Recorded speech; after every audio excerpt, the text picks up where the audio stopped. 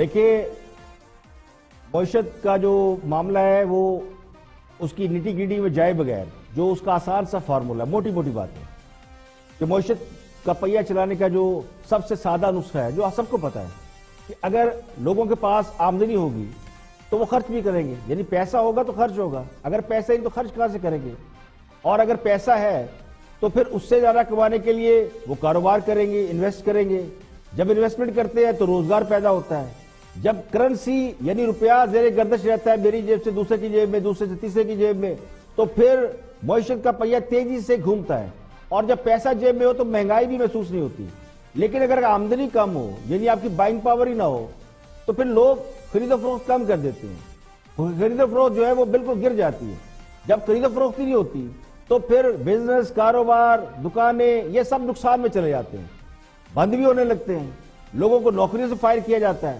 لوگ سوچتے ہیں 10 ملازموں کی جگہ 1 ملازم سے کام چلایا جائے۔ تو اب جو اصل سوال ہے وہ یہ کہ لوگوں کی آمدنی میں اضافہ کیسے ہو، یہ کام ہے حکومتوں کے سوچنے کا کہ لوگوں کی بائنگ پاور کیسے بڑھے، ان کی آمدنی میں اضافہ کیسے ہو۔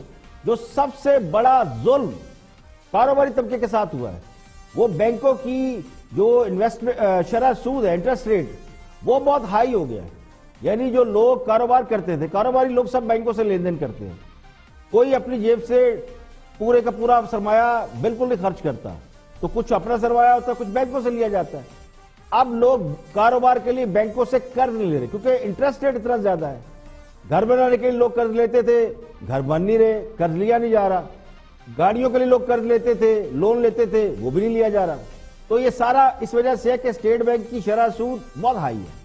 تو اگر اسٹیٹ بینک کی شرح سود آج 12.25% بھی ہمارے بارے میں نہیں آ رہی، ہم تو 13.25% پہ کھڑے ہیں، تو پھر اور وہ بھی لون کی صورت میں یہ 17-18% تک چلی جاتی ہے، یعنی اس وقت انٹرسٹ ریٹ 13.25 ہے اور یہ 17-18% جاتا ہے، اگر 1% آپ کم بھی کر دیں، بڑی چھلانگ مارے، تو بھی میرا نہیں خیال کہ کچھ اس میں بہتری آئے گی۔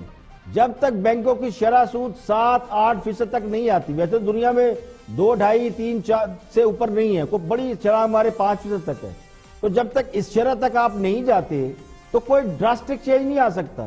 اب بھی اکانومی زیادہ تر ہنڈی، حوالے، رشوت اور کرپشن کے دم پہ چل رہی ہے، کاروبار کے دم پہ نہیں چل رہی۔ دیکھیے سوال یہ کہ اگر حکومت نے $10 ارب کا قرضہ واپس کیا ہے تو پھر قرضوں کی مجموعی جو مالیت تھی $96 کروڑ وہ کم ہو کے $86 کروڑ ہونی چاہیے تھی، لیکن قرض $111 ارب تک پہنچ گیا۔ تو یہ کیسے پہنچ گیا؟ سپٹمبر 2018 میں پاکستان پر جو بیرونی قرضے تھے وہ مجموعی طور پہ $96 ارب 11 کروڑ تھے، آج اس میں اسٹیٹ بینک کی رپورٹ کے مطابق $14 ارب 69 کروڑ کا اضافہ ہو چکا ہے، فگر آگے پیچھے ہو سکتے ہیں، لیکن جو اسٹیٹ بینک کی رپورٹ ہے اس کے مطابق جو مجموعی قرضہ ہمارا تقریباً $111 ارب سے بڑھ چکا ہے۔ اگر $10 ارب کا قرضہ واپس کر دیا گیا ہے تو اس حساب سے تو قرضوں کو اس میں سے 10 ارب نکال دے تو $100 ارب ہونا چاہیے تھا۔ اب مشکل یہ ہے کہ حکومت جس اکانومی کے بہتر ہونے کا دعویٰ کر رہی ہے اس کی عملی شکل کہیں نظر نہیں آتی، یعنی $10 ارب کا قرض واپس کیا ہے تو قرض کم ہونا تھا، وہ ہوا نہیں، وہ بڑھ گیا ہے، اور اگر کہہ رہے اکانومی بہت اچھی چل رہی ہے تو کاروبار چلنے چاہیے تھے اور شرح سود کم ہونی چاہیے تھی، لیکن وہ بھی کہیں نظر نہیں آتا۔ تو میں یہ نہیں کہتا کہ حکومت نے قرض واپس نہیں کیا، لیکن جتنا قرض آج حکومت لے رہی ہے، کل جو حکومت آئے گی کیا وہ یہ نہیں کہے گی کہ ہم پچھلے والوں کے قرض اتارنے کا انہوں نے کوئی بندوبست نہیں کیا، قرض لیتے جا رہے ہیں اور ہم آئے قرض اتارنے کے لیے۔ تو حکمران جماعت نے یہ 1.5-2 سال میں اتنا قرض لے لیا ہے جتنا نواز شریف نے اپنے 4 سالہ دور حکومت میں نہیں لیا تھا، آخری سال تو باسی صاحب کا تھا، لیکن ان کے مجموعی قرض ملا کے بھی 13-14 ارب ڈالر سے زیادہ نہیں تھے۔ جب بیرونی قرضوں کا حجم $96 بلین تھا تو اس وقت سب یہی کہتے تھے کہ معیشت ڈوب گئی۔ اب جبکہ قرضے $111 ارب سے بھی زیادہ ہو چکے ہیں، بقول آپ کے $10 ارب آپ نے ادا بھی کر دیے، تو آج کس بات سے یا کس بنیاد پہ یہ دعویٰ کیا جا رہا ہے کہ معیشت ٹھیک ہو گئی ہے؟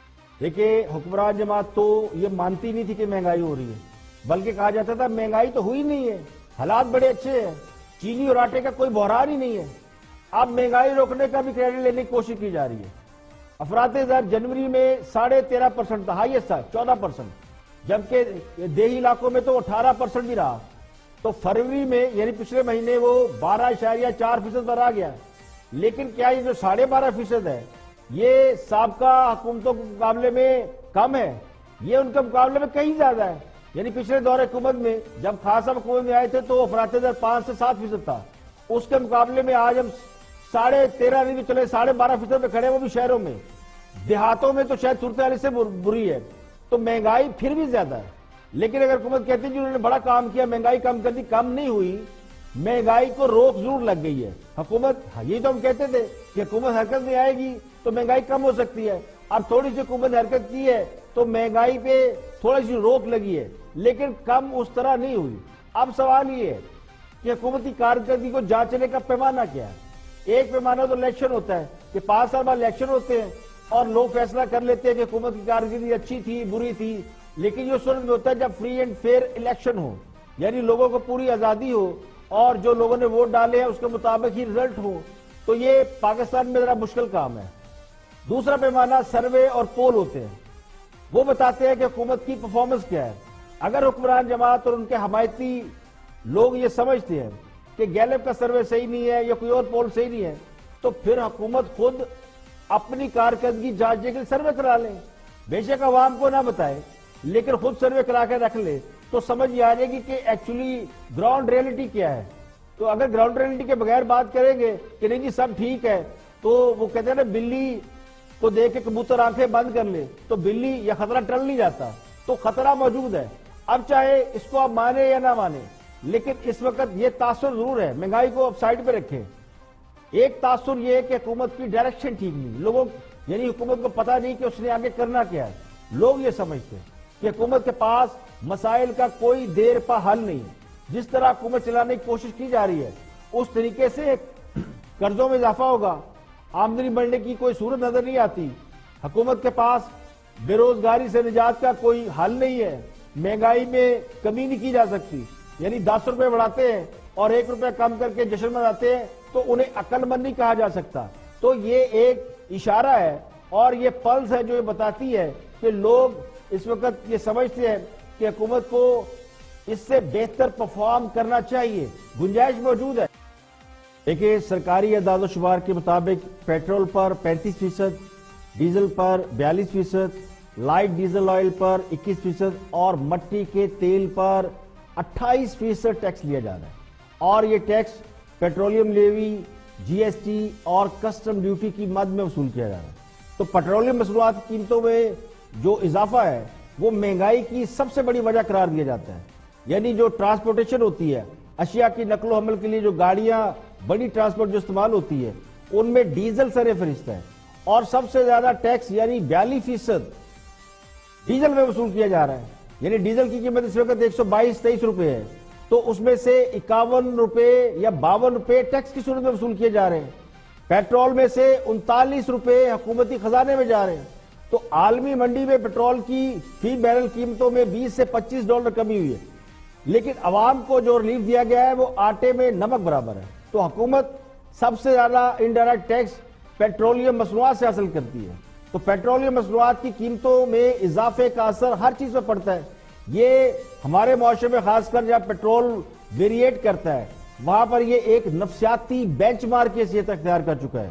ایسی اشیاء جن کا پیٹرولیم مصنوعات سے کوئی تعلق ہی نہیں ہے ان کی بھی قیمتیں بڑھ جاتی ہیں.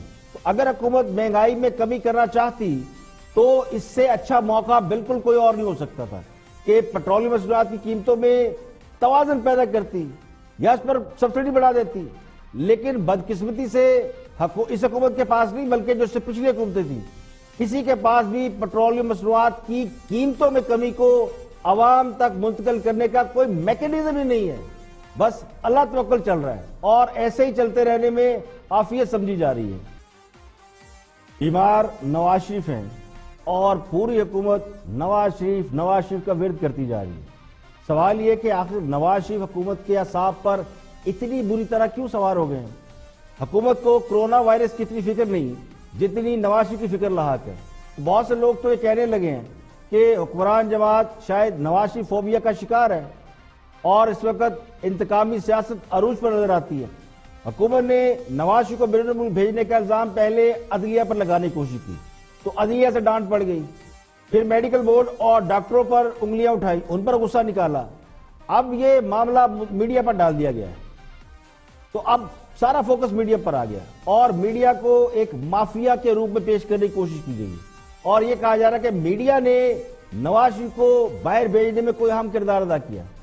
اب سوال یہ ہے کہ نواز شریف جب بیمار تھے تو میڈیا پر ان کی بیماری کے حوالے سے جتنے بھی مباحثے ہوئے، جتنے بھی پروگرامز ہوئے، ان سب میں حکومتی نمائندے، حکومت کے لوگ سب شریک اترے، خود حکومتی اراکین، ترجمان، ان کے خیر خواہ یا خود ساختہ ترجمان، وہ سب اس بات پر کنونس تھے کہ نواز شریف بیمار ہیں اور ان کو علاج کے لیے باہر جانے کی اجازت ملنی چاہیے۔ عدالت میں بھی حکومت کا موقف یہی تھا، نیب کا موقف یہی تھا، لیکن اب حالت یہ ہے کہ نواز شریف کے نام کے ساتھ ہی منہ سے جھاگ بھی نکلنے لگی ہے، تو اس ڈپریشن کی وجہ کوئی سمجھ میں نہیں آ رہی کہ اچانک ایسا کیا ہو گیا، یا تو پھر نواز شریف کو حکومت بہت مس کر رہی ہے، تو اس کی ایک بڑی وجہ یہ بھی سمجھ میں آتی ہے کہ اصل ٹارگٹ ہی نواز شریف کو زیر قبضہ رکھنا تھا۔